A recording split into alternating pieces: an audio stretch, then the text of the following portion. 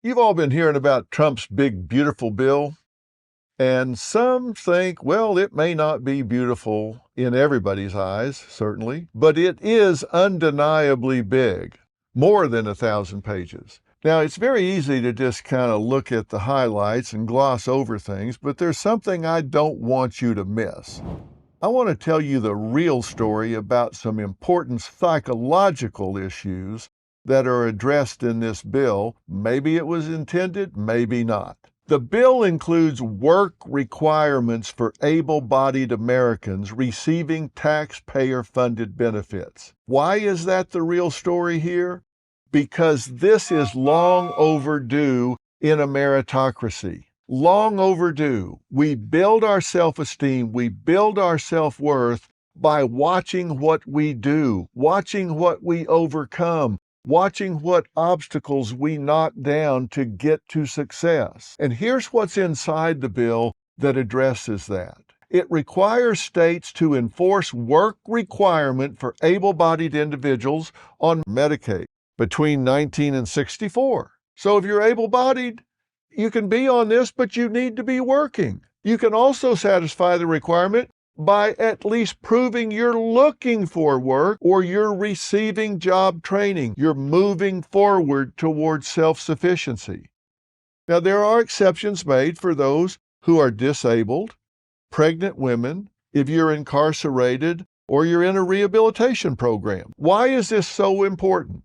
As I said, if you don't have a chance to observe yourself achieving, you cannot attribute to yourself the traits that you will lean on in believing about yourself. And the biggest problem in our country isn't income inequality, it's income equality. Don't let that just rattle around. The biggest problem is not inequality, it's equality when it comes to income. And let me explain. Look at some recent headlines. Economic inequality leads to democratic erosion, study finds. America has never been wealthier. Here's why it doesn't feel that way. The uneven heartland, a look at household wealth in the Midwest and Southeast. Income inequality has become the liberal battle cry. They scream 1%. Because the wealthiest 1% make about 139 times as much as the bottom 20%. And that's according to the Congressional Budget Office. And I'm sure that's true. There are extremes to every curve. You look at a bell curve, get out in the extremes, and you're going to find people that are way, way off the charts. They point to wages between 80 and 22. The bottom 90% U.S. earners had wage growth of just 36% versus the 1% up 162. Now, why is that? Because you can't go below zero, but you can go infinitely higher. So you can go up into the billions of dollars, but you can't go below zero, so it's never going to balance out.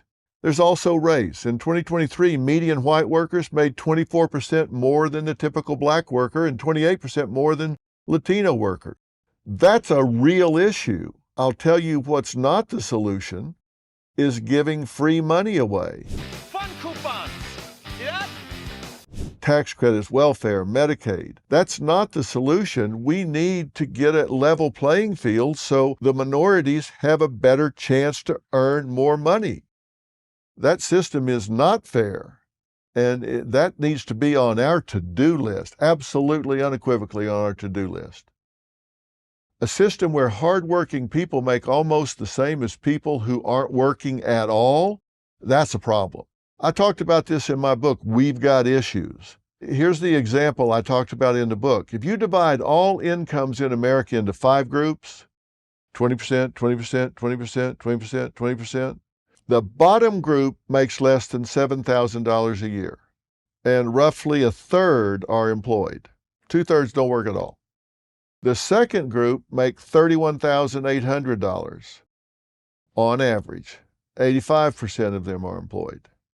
Now, we all know it's near impossible to live on $31,800 a year, let alone $7,000. That's where the government steps in. It gives the second group a little bump to take income from $31,000 to $50,000. In my opinion, that's a hand up. 85% of these people are working full time. So they get a hand up. But to be fair, the government also makes sure the bottom group, 2/3 of whom don't work at all, and they make $7,000 a year, also take home $50,000. That's a handout, not a hand up. 2/3 of them don't ever get off the couch. So, do you see the problem? If you can make the same as the next group, 85% of whom work, why work?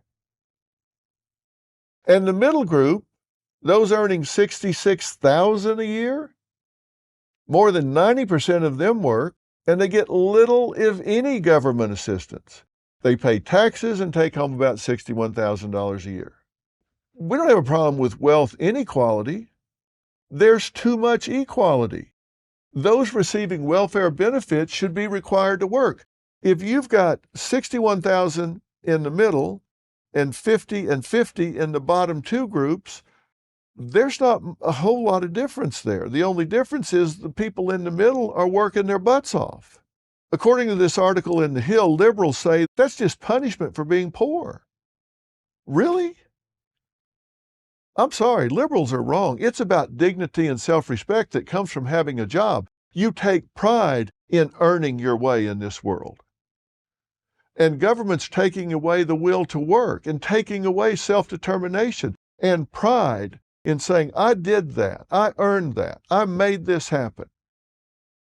It's also about health care. According to the Hill article, 165 million Americans, 60% of the population currently have employer-provided health insurance. They work for their health insurance. It's a benefit. It's not a punishment. Bottom line, we need to reward hard work, skill, and knowledge. They don't need free money with no expectation. They need tools. They need opportunity. They need inspiration. You don't solve money problems with money. You solve money problems with new attitude, new incentives, new motivation. They don't need standards lowered. They need a hand up. They need help. They need encouragement. Lowering standards just diminishes people and it weakens all of us. It's a race to the bottom. And that's the real story. Wherever you're getting The Real Story, make sure you subscribe and follow. I'll see you tomorrow. Hey, Dr. Phil here. My network, Merit TV, has it all. Now, let me blow your mind. Merit TV's got the news that matters. The selection of a new pope. Entertainment you crave. Busted. Everybody in a good mood today? And live events. Surprise. What am I, chopped liver? With serious punch. Big shot. Go to merittv.com and download the Merit TV app today. Hey, Dr. Phil here. Your savings are at risk. With the economy on shaky ground, the dollar losing value, and a $2 trillion deficit, things could spiral.